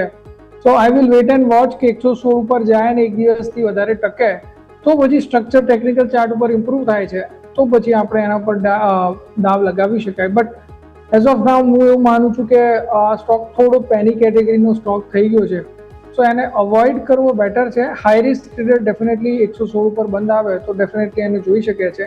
નીચેમાં 101 રૂપિયાના SL ની સાથે ઉપરમાં 135 સુધીના ટાર્ગેટ આવી શકે છે. ઓકે, તો ઓવરઓલ આપણે વાત થઈ ડ્રીમ ફોક્સ કે જે આપણા સૌકોનું ફોકસ હોવું જોઈએ. આજે સારી એવી આપણને તેજી જોવા મળી રહી છે, પણ જેમ સરે વાત કરીએ આપણને લેવલ સ્પેસિફિક આપણા સૌકોનું ફોકસ હોવું જોઈએ. વાત કરીએ થોડીક પ્રાઇમરી માર્કેટની, તો આપણે ખ્યાલ છે કે 2 IPO આજના દિવસ ઓપન હતા. એક IPO છે ક્લોઝિંગ થવા જઈ રહ્યો છે, પરંતુ એક IPO છે જે હજુ આવતીકાલે પણ ઓપન રહેશે. ટાટા કેપિટલ તમે જુઓ તો આજે ક્લોઝિંગ થવા જઈ રહ્યો છે. ઓવરઓલ રિટેલમાં આપણને 1 ગણું સબસ્ક્રાઇબ ફૂલ્લી થઈ ગયો છે, અને ઓવરઓલ જો ટોટલ જોઈશું તો 1.70 ગણો આપણને જોવા મળે છે. 15,000 કરોડથી મોટી સાઇઝ હતી, રિસ્પોન્સ સારો એવો જોવા મળ્યો છે. બીજું તમે જો નજર કરો તો આપણને અહીંથી એલજી, ઇવન એલજીમાં વધારે બેટર રિસ્પોન્સ જોવા મળે છે. તમે જો 11,000 કરોડની સાઇઝ અહીંયા પણ મોટી હતી. હજી બીજો દિવસ છે, રિટેલમાં 1.5 ગણું સબસ્ક્રિપ્શન જોવા મળ્યું છે. જગદીશ સર, તમારી પાસે રિવ્યૂ લેવા માંગીશ. એલજી અને ટાટા કેપિટલ હજુ પણ ટાઈમ છે, જો કોઈને અપ્લાય કરવો હોય ટાટા કેપિટલ માટે, તો સર શું એ લોકોએ કયા પર્પઝથી એની ઇન્વેસ્ટમેન્ટ કરવું જોઈએ? શોર્ટ ટર્મ તેમણે અહીંયાથી વ્યૂ હોય તો ઇન્વેસ્ટ કરવું જોઈએ કે નહીં, કે લોંગ ટર્મ પર્પઝથી વ્યૂ અહીં રાખવો જોઈએ? અને ખાસ કરીને એલજી ઉપર પણ સર તમારા નોટ્સ લઈએ. મને એવું લાગે છે કે જે 2 IPOમાં છે એમાં મારું જે પ્રેફરન્સ તમે મને પર્સનલી પૂછો તો હું માનું છું કે LG electronics is much better compare to the Tata capital. Tata કેપિટલનું તમે આખું વેલ્યુએશન તમે જોશો તો તમને ખબર પડશે કે બહુ લોકોએ એમને ઇન્વેસ્ટર માટે ખાસ છોડ્યું નથી, અને આ એક બિકોઝ એમને કમ્પલસરી આટલું ડાયવર્સમેન્ટ કરવાની ફરજ પડી હતી, એટલે એ લોકો આ રીતે કરી રહ્યા છે. જે નોન બેન્કિંગ ફાઇનાન્સ કંપનીઝમાં એમના કોમ્પિટિશનમાં ઘણી બધી કંપનીઓ છે. બજાજ ફાઇનાન્સ છે, શ્રીરામ ફાઇનાન્સ છે, બજાજ ફિન્સર્વ છે, ઘણી બધી તમે કંપનીઓ જો તે લોકોનામાં છે. છેલ્લા જે એના 3 ક્વાર્ટરના પરિણામ તમે જુઓ તો તમને લાગશે કે કંપની અત્યારે જે રીતે બજારમાં આવી રહી છે, ઓફકોર્સ થોડો ઘણો ફાયદો એ ટાટા નામનું ચોક્કસ એમને થશે, પણ કંઈક બહુ મોટો લિસ્ટિંગ ગેઇન તમને ટાટા કેપિટલમાં મળે એવી શક્યતા મને તો બહુ ઓછી દેખાય છે. હા, ગઈકાલ સુધીમાં એટલે અત્યારે લગભગ ભરાઈ ચૂક્યો છે, પણ જો between the two LG electronics અને જો ટાટા કેપિટલ વચ્ચે મને Tata Capital will be good for the long term. તમે 2 કે 3 વર્ષ માટે હોલ્ડ કરવાનો તો ચોક્કસ it is a good IPO કે તમે એપ્લાય કરી શકો. ચાન્સ પણ તમને વધારે છે કે તમને એમાં મળી શકે એલોટમેન્ટ. જ્યાં સુધી LG ઇલેક્ટ્રોનિક્સનો સવાલ છે, મને એવું લાગે છે કે આ શેર ડેફિનેટ, ભલે ઇટ ઇઝ 100% આપણે જાણીએ છીએ કે OFS છે, એટલે કે અહીંયા કંપનીમાં કોઈ પૈસા આવવાના નથી. તમારા તમામ પૈસા એ આપણે જાણીએ છીએ એ પ્રમાણે જતા જ રહેવાના છે દેશની બહાર. છતાં પણ એ જે પૈસા અહીંયા લાવ્યા છે 2008માં એ જોતા, અને કંપનીએ જે પોતે એક્સપ્લેનેશન્સ આપ્યા છે એ જોતા, તમે આજે જુઓ તો જે કંપનીના કોમ્પ્યુટર્સ છે બાકીના, કેલ્ક્યુલેટર છે, વોલ્ટાસ છે, ગોદરેજ છે, જે બી કંપનીઓ અહીંયા બીજી બધી વસ્તુઓ બનાવે, હેવલ્સ છે, આ બધી કંપનીઓની સામે આ કંપનીનો શેર આજે પણ માર્કેટમાં સૌથી વધારે છે. અને આ કંપની ડેફિનેટલી જે વેલ્યુએશન અત્યારે લાવી છે એ જોતાં મને એવું લાગે છે કે કદાચ આ કંપનીમાં તમને જો કદાચ એલોટમેન્ટ થાય તો ચોક્કસ તમને ફાયદો ચોક્કસ થઈ શકે. અત્યારે પણ તમે જુઓ તો હું JMPને બહુ મહત્વ નથી આપતો, પણ ચોક્કસ જે JMP પણ અત્યારે જે મેં સાંભળ્યું છે એ પ્રમાણે એ કંપનીનું જે GMP જે છે એટલે જે પ્રીમિયમ જેને કહે છે ગ્રે માર્કેટ પ્રીમિયમ, એ પણ એ લોકોનો વધારે સારું દેખાય છે. જોકે એના પર તમે ડિપેન્ડ ના થઈ શકો કે આ ભાવે થશે. મેં તમને કહું તે પ્રમાણે LG electronics is a complete book will છે. 11,607 કરોડનો ઇસ્યુ છે, અને ઇટ ઇઝ ઓપન ટુડે, અને પછી મને લાગે કાલે બંધ થઈ જશે. ઓવરઓલ તમે કંપનીનું મને એવું લાગે છે કે થોડી ઘણી ચાન્સીસ છે કે તમે એને થોડી મલ્ટિપલમાં એપ્લાય કરો તો તમને એલોટમેન્ટ મળે. તમારા રિટેલ માટે તમે જાણો છો કે there is some reservation for this particular retail quota. Employee માટે પણ કોટા છે. Home appliances, air solution, home entertainment તમે બતાવે છે. અને છેલ્લા મેં 3 વર્ષના 23, 24 અને 25 ના તમે જો આંકડાઓ તમે જુઓ તો તમને દેખાશે કે કંપનીનું જે ઓવરઓલ પરફોર્મન્સ છે, એસ્પેશિયલી પ્રોફિટ આફ્ટર ટેક્સ, અને એમાં તમને ખાસો એવો આમ તો ઘટાડો દેખાશે, પણ કંપનીએ જે જાતના એક્સપ્લેનેશન આપ્યા છે એ જોતા અને નેટવર્થ તમે જુઓ તો it has already increase about 6,447 crores from 4,319 crores as on 31st of March 23. અને ટોટલ બોરોઈંગ કંપનીનું છે નહીં, ઓલમોસ્ટ 0 ડેટ કંપની છે. અને I think between the two જો તમે મને કહો, રિટર્ન ઓન કેપિટલ જે એમ્પ્લોયડ છે ઇઝ ઓલ્સો અબાઉટ 43%, અને return on net worth is also about 38%. એટલે બિટવીન ધ ટુ જો મને ચોઇસ આપવા કહો તો definitely I will go for LG electronics. જી બિલકુલ. તો જેમ સરે વાત કરી, જો કોઈ એકને પ્રાયોરિટી આપવાની હોય તો LG ઇલેક્ટ્રોનિક્સ હાઇલાઇટ થઈ છે. પરંતુ સર જેમ તમે વાત કરી કે ટાટા કેપિટલ જે છે લોંગ ટર્મ પર્પઝથી સારો છે 2-3 વર્ષ માટે, પણ સર આપણે જેમ હિસ્ટ્રી જોઈ છે કે જ્યારે પણ કોઈ એટલો મોટો IPO આવતો હોય છે તો એક વખત તો માર્કેટ એના ઇસ્યુ પ્રાઇસની નીચે આપણને જોવા મળતો હોય છે. તો સર એ 2-3 વર્ષ માટે જેને લોંગ ટર્મ પર્પઝથી ઇસ્યુ જેને અપ્લાય કરવો હોય તો શું અત્યારે અપ્લાય કરશે કે પછી એકવાર ઓપન થયા બાદ વેઇટ કરવું જોઈએ સર? બિલકુલ સાચી વાત કરી. આઈ થિંક તમારી જોડે બિલકુલ સમજ છું. Just weight and watch. જે દિવસે લિસ્ટિંગ થાય એ દિવસે તમને ઇવન કદાચ થોડો ઘણો મોંઘો મળે એના ઇસ્યુ પ્રાઇસથી, તો પણ કે 10-15 કે 20 રૂપિયા. જો તમે લોંગ ટર્મનો 3 વર્ષનો જો તમારો અભિગમ હોય તો 15-20 રૂપિયા ઉપર લેવામાં કે કશું ખોટું નથી. મારું માનવું છે કે કંપનીનો એટલો મોટો જે ઓપનિંગ થશે, કારણ કે 15,000 કરોડનો એ લોકોનો આઈપીઓ છે, પાર્ટલી એ લોકો ઓએફએસ છે ને પાર્ટલી એ લોકો ફ્રેશ ઇક્વિટી છે. એટલે આઈ થિંક જે દિવસ તમે લિસ્ટિંગ થાય એ દિવસે તમે જુઓ, કદાચ 15-20 રૂપિયા ઉપર પણ તમારે લેવો પડે. અને જો તમારે 3 વર્ષનો અભિગમ હોય તો મારું માનવું છે કે બિટવીન ધ ટુ તમે apply more for LG electronics, take a chance. અને ટાટા કેપિટલ જ્યારે લિસ્ટ થાય તે દિવસે ભલે થોડો ઘણો ઉપરના ભાવે લેવો પડે એના જે ઇસ્યુ પ્રાઇસ કરતા, તો એ કશું ખોટું નથી. સો વ્યૂ આ પ્રમાણે અહીંયાથી ખાસ બની રહ્યું છે આ આઈપીઓને લઈને તમામ અપડેટ્સ.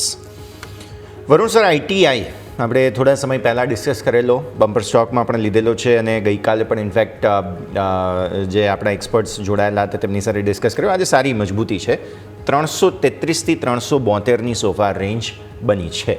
વરુણ સર, કેવું લાગે તમને આઈટીઆઈ? સો યશભાઈ, જો આમાં પ્રેક્ટિકલી જો હું તમને કહું તો બહુ જ ઓછું ફ્રી ફ્લોટ હોલ્ડિંગ હોવાના કારણે આઈટીઆઈમાં જ્યારે પણ મૂવ આવે છે ત્યારે બહુ જ મોટા મૂવ આવતા હોય છે. સો આપણે જોયા છે કે પાસ્ટમાં પણ એને એક ધારી બહુ મોટી તેજી કરેલી. સો મને એવું જ લાગે છે કે જ્યારે પણ એમાં મૂવ આવે ત્યારે બહુ શાર્પ આવે, વેધર ઓન અપ સાઇડ કે ડાઉન સાઇડ. સેકન્ડલી, જો આ વખતનું સેટઅપ તમે જુઓ તો ભારે કન્સોલિડેશન બાદ આ સેકન્ડ અટેમ્પ્ટ છે 350 ઉપર ક્લોઝ આપવાનો.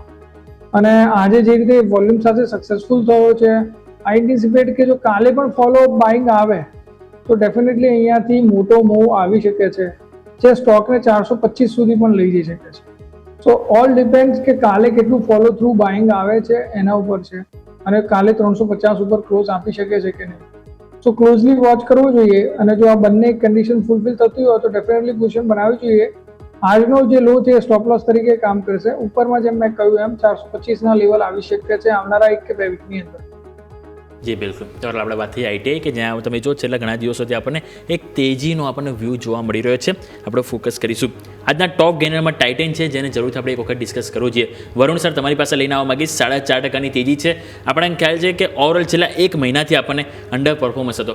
આજની જો તેજી પણ બાદ કરી દઈએ તો પણ સર આ મહિને 3%નું નેગેટિવ રિટર્ન આપણને જોવા મળ્યું છે. આમાં સર જો અપડેટ જોઈએ તો ઓવરઓલ અપડેટ સારા જોવા મળે છે. વોચ સેગમેન્ટ છે, જ્વેલરી સેગમેન્ટ છે, દરેકમાં તમે જો ગ્રોથ તો આપણને જોવા મળી રહ્યો છે અપડેટમાં. પરંતુ જો સર અહીંયાથી આપણે જો ચાર્ટ ઉપર જોઈએ ને તો જે તેજી આવે છે ને, પણ તેજી ટકતી નથી. 2-3 દિવસ સારો એવો વ્યૂ જોવા મળે છે, પરંતુ ધીરે ધીરે તમે જુઓ તો ઉપલા સરથી દબાણ પણ એ જ સ્પીડ આવતું જોવા મળે છે. હવે ક્વેશ્ચન એ છે કે આ ફેરી તેજી આવી છે તો સર લાગે છે કે આ તેજી ટકે, અને શું વ્યૂ અહીંયાથી રહેશે sir, short term purpose, long term purpose બંને તરફથી સર? સો ડેફિનેટલી હું એવું માનું છું વ્યવમિત કે જ્વેલરી સેગમેન્ટમાં જો તમે જોશો ને તો બહુ જ ઓછા પ્લેયર છે. છેલ્લા 20 વર્ષથી 17-18 વર્ષથી હું માર્કેટમાં છું અને હું જે ટ્રેક કરું છું એ જોઉં છું. હાઈલી બહુ જ ઓછા પ્લેયર છે જે ટાઇટન સામે ટકી શક્યા છે લિસ્ટિંગ પછી. સો મને હજી પણ વિશ્વાસ છે કે ટાઇટન જ એવું પ્લેયર છે કે જે જ્વેલરી સેક્ટરમાં જો તમે ફોકસ કરવા માંગો. સેકન્ડલી, જે રીતે તમે કહ્યું એમ કે એ લોકોએ ડાયવર્સિફિકેશન સારું કર્યું છે. હજી પણ બોટમ લાઇન ઉપર સૌથી મોટું વેટેજ જ્વેલરી સેગમેન્ટનું જ છે. But the way they are diversifying their own businesses, બધા જ લેવલ ઉપર તમે જુઓ અલગ અલગ બ્રાન્ડ, વેધર તમે જોશો તો મિયા કરીને બ્રાન્ડ ચલાવે છે એ લોકો, તો અલગ અલગ બ્રાન્ડથી એ લોકો કસ્ટમર એક્વિઝિશનને હજી પણ એગ્રેસિવલી કેટર કરી રહ્યા છે.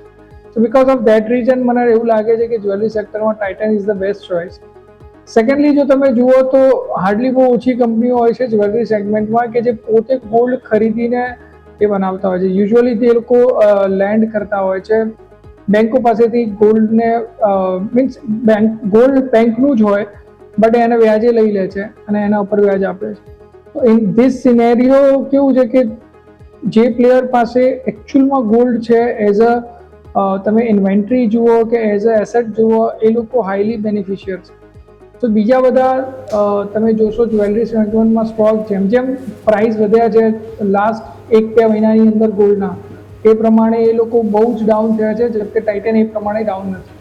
તો because of all this reason મને એવું લાગે છે Titan is the best choice. આજે જે રીતે ટ્રેડ થઈ રહ્યો છે, આજે EMA 2050 ઉપર જ ઓપન થઈને એની ઉપર જ ક્લોઝ આપી રહ્યો છે, એ રીતે જોતાં આજે જરૂરથી આમાં વધારે ફર્ધર ફોલો થ્રુ આવશે એવું મારી અપેક્ષા છે. 3450ના એસએલની સાથે પોઝિશન બનાવી શકાય છે. ઉપરમાં 3750ના લેવલ આવનારા 1 કે 2 વીકમાં આવે એવું લાગે છે. તો આપણે વાત થઈ ટાઇટન કે જેમાં સારી એવી તેજી આપણને જોવા મળી રહી છે અપડેટ્સ બાદ. અહીંયા પણ આપણું ફોકસ જરૂરથી હોવું જોઈએ. જગદીશ સર, આપની સાથે સમય જો રજા લેવાનો, આપના તરફથી ડિસ્ક્લેમર. ઘણા બધા શેરોની વાત કરી, એમાં શક્ય છે કે જે કોઈ સેક્ટર કે જેના વિશે વાત કરીએ એમાં મારો કે અમારા ફેમિલીનો કે અમારા ક્લાયન્ટોનો કે અમારી ભલામણમાં ચોક્કસ એનો સમાવેશ થઈ શકે. પણ હંમેશા સ્ટોક માર્કેટમાં કામ કરો તો તમારા નાણાકીય સલાહકારની સલાહ અચૂક લેજો અને અનુસરજો. જે અભિપ્રાય આપની ચેનલ પર મેં આપને આપ્યો છે મારા અંગત અભિપ્રાય છે. And thank you very much for inviting me the show and thank you very much once again to all the viewers also. Thank you so much sir, આપનો પણ આભાર, ખૂબ ખૂબ આભાર સર શોમાં આવવા બદલ. સો માર્કેટમાં ઘટાડો તમે જો ઉપલા સ્તરથી થોડુંક દબાણ બનાવી રહ્યો છે અને એની પાછળનું ખાસ જો કોઈ કારણ હોય તો એ છે બેંક નિફ્ટી. હવે ક્વેશ્ચન એ થાય કે શું આ જે કોન્ફિડન્સ માર્કેટમાં એક હતો એની પાછળનું કારણ પણ તો એ જ હતું. હવે ઘટાડો આવી રહ્યો છે તો શું બેંક નિફ્ટી આગળ પણ આ જ ઘટાડો બતાવશે કે ક્યાંક ને ક્યાંક કમબેક કરશે? પરંતુ સ્વાભાવિક છે કે આપણે જેમ વાત કરી કે આજના દિવસનો જે પણ લો હોય એ આવતીકાલે ઘણું મેટર કરશે કે શું આવતીકાલે આજનો લો બ્રેક થાય છે કે નહીં. જો એ બ્રેક થાય તો સમજવાનું કે મતલબ ક્યાંક ને ક્યાંક આપણે ઉપર ટોપ બનાવીને નીચેની તરફ ફરીથી આવી રહ્યા છે. પરંતુ આ તો વાત થઈ આપણે અહીંથી માર્કેટ સ્પેસિફિક. આવો અહીંથી નજર કરીએ સ્ટોક સ્પેસિફિક. એક સ્ટોક છે જરૂરથી આપણે ચર્ચા કરવી છે, એ છે કૈનેસ ટેકનોલોજી. સ્ટોક તમે જો અત્યારે 5.5% ઘટાડો જોવા મળ્યો છે. વન વે વેચવાલી જોવા મળી છે. સવારે તમે જો ઓપનિંગ બાદ ઘટાડો આવ્યો તો 3% હતો, પરંતુ દિવસ દરમિયાન 3%ના ઘટાડામાં રહ્યું. અને આજે તમે જો અત્યારે જ્યારે ક્લોઝિંગ થઈ રહ્યા છો દિવસના લો તરફ તમે જઈ રહ્યા છો. ઇવન આજે નહીં, છેલ્લા 2 દિવસથી વેચવાલી વધી છે. ગઈકાલે તમે જુઓ તો આપણને 7,570 ઉપર હતા અને અત્યારે તમે જુઓ 7,170 આજુબાજુ તમે આવી ગયા છે. એટલે માત્ર 2 દિવસમાં સ્ટોકમાં તમે જોશો તો આપણને 400 પોઈન્ટનો ઘટાડો જોવા મળે છે. કઈ રીતે ચાર્ટ સેટઅપ જોઈ રહ્યા છો વરુણ સર? અહીંયા જે ઘટાડો 2 દિવસમાં આવ્યો છે એને એક ઓપોર્ચ્યુનિટી તરીકે જોવું જોઈએ, ખરીદી તરીકે સર? તો વ્યોમિક, જો હું ચાર્ટ ઉપર જોઉં ને તો એક હેવી કન્સોલિડેશન બાદ ઓગસ્ટ અને મિડ સપ્ટેમ્બર બાદ સ્ટોકમાં વોલેટાલિટી સડનલી બહુ જ ઇન્ક્રીઝ થઈ છે. અને બિકોઝ ઓફ ધેટ રીઝન તમે જુઓ તો ઓલમોસ્ટ છેલ્લા 10 ટ્રેડિંગ સેશનમાં જે ગ્રીન કેન્ડલ છે ઓછી બને છે, બહુ એની બોડી નથી હોતી, પણ રેડ કેન્ડલની બોડી બહુ જ મોટી હોય છે. તો બિકોઝ ઓફ ધેટ રીઝન મેં એવું માનું છું કે seller are more aggressive. So at this point of time મને એવું લાગે છે સ્ટોકને હાલ અવોઇડ કરવું જોઈએ. જબકે ડેલી ટાઈમ ફ્રેમમાં એનું સ્ટ્રક્ચર હજી સુધી સારું જ છે, વીક નથી થયું. બટ જે રીતે રેડ કેન્ડલવાળી બોડી બની રહી છે ચાર્ટ ઉપર, રીતે જોતાં મને એવું લાગે છે ફર્ધર વીકનેસ ડ્યુ છે. સ્ટોક એકવાર માટે 6,700થી લઈને 6,300ની રેન્જમાં જાય તો આપણે એના માટે જરૂરથી વિચારી શકાય, ત્યારે બાય કરીએ તો વધારે બેટર રહેશે. તો વ્યૂ આ પ્રમાણે અહીંયાથી રાખવાનું રહે. કૈન્સ ટેક માટે થઈને આમ પણ બધા જ કાઉન્ટર્સ અલગ અલગ આપણે ડિસ્કસ કરી રહ્યા છીએ, ફોકસ ધરાવતા રહીશું. ગોલ્ડ અને સિલ્વર વારે વારે નજર અહીંયા પડે છે મનુ સર. બધા જ પ્રકારના પ્રિડિક્શન્સ, બધા જ પ્રકારના અંદાજા ખોટા પાડીને ગોલ્ડ રેકોર્ડ પર રેકોર્ડ બનાવે છે. હું હમણાં સિલ્વર બીઝના રેકોર્ડ જોતા હતા સર. 1 2 3 4 5 6 7 8 મહિના પહેલાં સિલ્વર બીઝનો ભાવ હતો 80 રૂપિયા, આજે છે 150 રૂપિયા. એટલે બેઝિકલી તમે 80થી 150 ગણો એટલે ઓલમોસ્ટ ડબલને નજીકના રિટર્ન્સ 8 મહિનામાં. સિલ્વર, આ તો ખાલી સિલ્વરની વાત છે. ગોલ્ડની વાત કરીએ તો ગોલ્ડના રિટર્ન્સ પણ કંઈ કાચા પોચા નથી. એટલે બેઝિકલી જબરદસ્ત રિટર્ન્સ આવી રહ્યા છે. એક થિયરી ઇન્ટરનેટ પર મેં વાંચી જેમાં એવું કહેવામાં આવી રહ્યું છે કે જે US ડોલરની ડોમિનન્સ ઓછી કરવાનો પ્રયત્ન સમગ્ર વિશ્વ કરી રહ્યું છે તેના ભાગ સ્વરૂપે મે બી દુનિયાભરની સેન્ટ્રલ બેન્ક્સ છે કે જે સોનાને અક્યુમ્યુલેટ કરી રહી છે. અને ઇવન હમણાં એક ટ્વીટ પણ જોયું આજે, રિચ ડેડ પુઅર ડેડના જે ફેમસ રાઇટર છે રોબર્ટ કિયોસ્કી, તેઓએ પોતે એક્સ પર પોસ્ટ કરીને લખ્યું છે વરુણ સર કે હવે ગોલ્ડ, સિલ્વર, બિટકોઇન અને ઇથેરિયમ ઉપાડો, હું પણ ઉપાડું છું. હવે ત્યાં સુધી એમણે પોતે એન્ડોર્સ કરી લીધું તો આપણે હવે એક વખત વાત કરવી પડશે સર આ એસેટ ક્લાસની આ દિવાળી પર વરુણ સર. સો યશભાઈ, રોબર્ટ સર તો બહુ ટાઈમ પહેલાથી જ કહી રહ્યા છે કે ભાઈ તમારે બિટકોઇન અને ગોલ્ડ સિલ્વર લેવું જોઈએ. સેકન્ડલી, તમે જે આંકડો કીધો સેન્ટ્રલ બેંક દ્વારા બાઇંગનો, સો ડેફિનેટલી વર્લ્ડ ગોલ્ડ કાઉન્સિલના રિપોર્ટ જો તમે જુઓ, તો એ બતાવી રહ્યા છે. બટ જે રિસન્ટ રેલી આવી છે, જે ખાસ કરીને $3700 ઇન્ટરનેશનલ પ્રાઇસમાં અને અત્યારે જે આપણે $4050ની રેલી જોઈએ છે, એ રેલી સ્પેક્યુલેટિવ રેલી વધારે છે. અને ડોલરને વીક કરવાના જે સેન્સમાં વાત થઈ રહી છે, ડેફિનેટલી જો તમે જુઓ તો 2005-6 પછીની સૌથી હાઈએસ્ટ હોલ્ડિંગ છે સેન્ટ્રલ બેંક દ્વારા ગોલ્ડનું compare to US dollar. But one of the reason એ પણ છે કે એમાં જે હોલ્ડિંગની વેલ્યુ વધી ગઈ છે. તમે જુઓ તો ગોલ્ડ RBI પહેલાં હોલ્ડ કરતું હતું આજથી 1 વર્ષ પહેલાં, એના કરતાં એના વેલ્યુ પ્રપોઝનમાં જ 50% કે 60% ઇમ્પ્રુવમેન્ટ આવી ગયું છે. બિકોઝ ઓફ દેટ રીઝન પણ એ ફિગર દેખાઈ રહી છે. ડેફિનેટલી સેન્ટ્રલ બેંક ખરીદી રહી છે, પણ ડોલર રિપ્રેસ થવાની વાત હજી સુધી મને નથી દેખાઈ રહી. બિકોઝ જો તમે જોશો તો dollar index within last 1-2 trading session તમે જુઓ તો ઇમ્પ્રૂવ થઈ રહ્યું છે. તો ડોલર રિપ્લેસ નથી કરી રહ્યા. હા, એક કેલિબ્રેશન થઈ રહ્યું છે. જેમ કે માર્કેટમાં જે રીતે ટ્રમ્પ દ્વારા વારે ઘડીએ ટેરિફ અને જે રીતે અમેરિકા દ્વારા ઇકોનોમિક સેક્શન લગાવવાના કારણે બીજા દેશોનો જે વેપાર ડિસ્ટર્બ થતો હતો, તો એના અગેન્સ્ટ બીજા દેશોએ આ એક એડપ્શન કર્યું છે, જેના કારણે ડોલરમાં ડિમાન્ડ થોડી ઘટી છે અને ગોલ્ડની ડિમાન્ડ વધી છે. બટ હું એવું માનું છું કે આ વસ્તુ એક એક્સેપ્શનલ મૂવ છે. કોવિડ પછી એકવાર આવો સિનેરિયો બન્યો હતો કે જ્યારે ગોલ્ડ, બિટકોઇન અને મીન્સ ક્રિપ્ટોકરન્સી અને માર્કેટ્સ બધા હાઈ લગાવતા હતા. યુઝ્યુઅલી આ વસ્તુ એક સાથે ક્યારેય નથી થતી, એ બંનેના મૂવ વાઇસે વર્ષા હોય છે. તો તમે જોશો તો ગોલ્ડ ત્યારે જ હાઈ લગાવે જ્યારે ઇક્વિટી અંડર પરફોર્મ કરે. જ્યારે આપણે જે જોઈએ છીએ તો વર્લ્ડની ટોપ 10 ઇકોનોમીઝ ઓલમોસ્ટ એના જે સ્ટોક માર્કેટ છે ઇન્ડિયાને બાદ કરતા એ બધા લાઈફ હાઈની નજીક છે. તમે યુએસના બધા ઇન્ડાઇસીસ જુઓ, ડાઉ જોન્સ જુઓ, S&P 500 જુઓ, ઇવન નેસ્ડેક જુઓ, એ લાઈફ હાઈની નજીક ટ્રેડ કરી રહ્યા છે. તો આ વસ્તુ એક સાથે ના થવી જોઈએ. હું એવું માનું છું કે એક ઇન્ડસ્ટ્રીયલ ડિમાન્ડનું પણ આઉટલુક છે કે જે રીતે AIના રિલેટેડ જે ડેટા ઇન્ફ્રાસ્ટ્રક્ચર ઊભું કરવા માટે ચિપ્સ અને બીજા ઇન્સ્ટ્રુમેન્ટ બનાવવા પડશે. એમાં ગોલ્ડ અને સિલ્વર બંનેની ડિમાન્ડ વધવાની છે. બટ આ જે સિનેરિયો બિલ્ડ કરવામાં આવ્યો છે કે ભાઈ આના કારણે જ કે આ US ડોલરના કારણે જ વધી રહ્યું છે, એવું હું નથી માનતો. આ કમ્પ્લીટલી એક સ્પેક્યુલેટિવ મૂવ છે. છેલ્લા 10 થી 15% જે મૂવ સિલ્વર અને ગોલ્ડમાં આવ્યા એ પણ સ્પેક્યુલેટિવ મૂવ છે અને માર્કેટ જરૂરથી કેલિબ્રેટ કરશે. એકવાર એક મોટા કરેક્શનની સાયકલ ગોલ્ડ અને સિલ્વર બંનેમાં આવશે. હું એવું માનું છું કે આવતો મહિનો હોઈ શકે છે કે જ્યારે આપણે ગોલ્ડ અને સિલ્વર બંનેના પ્રાઇસમાં 10 થી 15% ઘટાડા જોઈ શકીએ. એક ઇન્ટરેસ્ટિંગ પોઈન્ટ હું બીજો એડ કરવા માંગીશ કે પ્લેટિનિયમનો પ્રાઇસ પણ જો તમે જોશો તો એ 70% કરતાં વધારે વધ્યો છે આ આખા વર્ષની અંદર, ખાસ કરીને 2025ના વર્ષની અંદર. સર કે જે ટ્રેન્ડિંગ, હા, હજુ એક ધાતુ છે સર ટ્રેન્ડિંગ છે, પેલેડિયમ બહુ ચાલી રહ્યું છે સર. હા, પેલેડિયમ, યસ. તો યસ. તો એ બંને જ વસ્તુ હું કહી રહ્યો છું કે ભાઈ તમે જુઓ પ્લેટિનિયમમાં એમાં બી બહુ જ મોટી 70-80%ની મૂવ હતી. સો ડેફિનેટલી જો આ રીતે જો તમે જુઓ તો દરેક પ્રીશિયસ મેટલમાં એક સ્પાઇરલ ઇમ્પેક્ટ છે. But over the period of time chart પણ એવું જ બતાવી રહ્યા છે કે એક્સ્ટ્રીમ ઓવરબોટ છે. ગોલ્ડના કેસમાં હું એક બીજો તમારા વ્યુઅર્સને ડેટા આપવા માંગીશ. જેટલો ડેટા અવેલેબલ છે ચાર્ટ ઉપર, 1979માં જ્યારે ગોલ્ડ સ્ટાન્ડર્ડ અમેરિકન ઇકોનોમીએ મૂક્યું, કરન્સીનું જે પેક હતું, એના પછીનો જે RSI નો હાઈ છે એ આજે ગોલ્ડે ક્રોસ કરી દીધો છે મંથલી ચાર્ટ ફ્રેમમાં. સો મને એવું લાગે છે ગોલ્ડનો મૂવ ઓલમોસ્ટ હવે લાસ્ટ લેગમાં છે, અહીંયાથી કરેક્શનની જગ્યા વધારે છે. જી બિલકુલ. તો ઓવરઓલ આપણે વાત થઈ સોના ચાંદી ઉપર કે જ્યાં ખરેખરમાં આમ કહી શકાય સોનું આપણને જોવા મળી રહ્યું છે.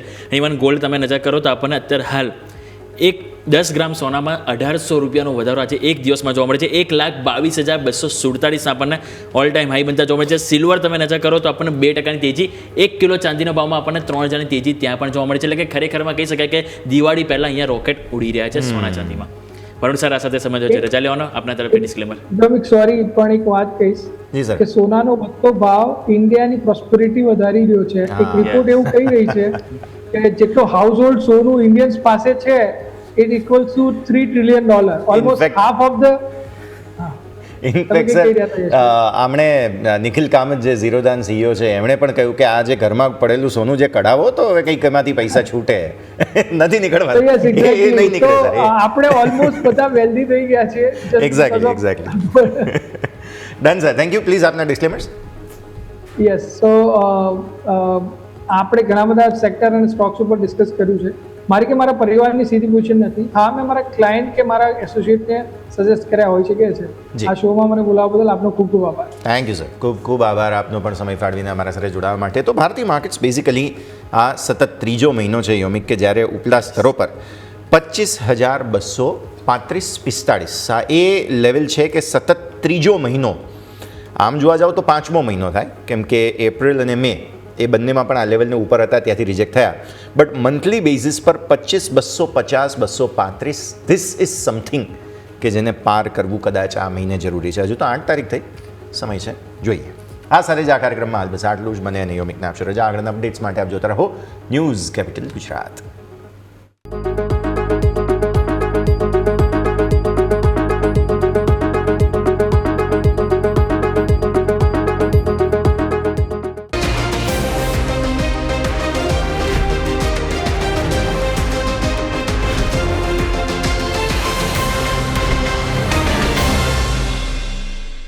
Presented by trade bulls. अब ट्रेडिंग सबके बस की बात है।